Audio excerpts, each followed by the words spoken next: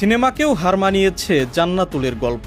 এক বধূর দুই স্বামী। প্রথম স্বামীর সঙ্গে সংসার চলাকালে বসেন দ্বিতীয় বিয়ের পিঁড়িতে। অধিকার থেকে বঞ্চিত করেননি দুই স্বামীর কাউকেই। দুই স্বামীরই মন জয়ে ছিল না কোনো কমতি। তবে হঠাৎই বাধে বিপত্তি। প্রায় 2 বছর দুই স্বামীর সংসার করার পর অবশেষে বিষয়টি জানাজানি হলে এলাকায় চাঞ্চল্যের সৃষ্টি হয়।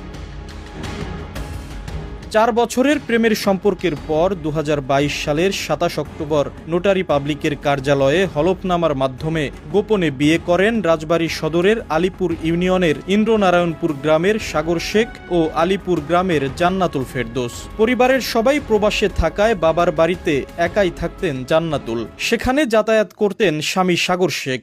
সংসার জীবন ভালোই চলছিল এ দম্পতির। হঠাৎ জান্নাতুলের বাবা প্রবাস থেকে দেশে ফেরায় শ্বশুরবাড়িতে যাতায়াত বন্ধ হয়ে যায় সাগরের। এরই মধ্যে প্রথম বিয়ের কথা গোপন রেখে 4 মাসের মাথায় পরিবারের সিদ্ধান্তে অন্য এক যুবককে দ্বিতীয় বিয়ে করেন জান্নাতুল। আনুষ্ঠানিকভাবে নিজের বাড়িতে তুলে না নেয়ায় দ্বিতীয় স্বামীও শ্বশুরবাড়ি গিয়ে জান্নাতুলের সঙ্গে নিয়মিত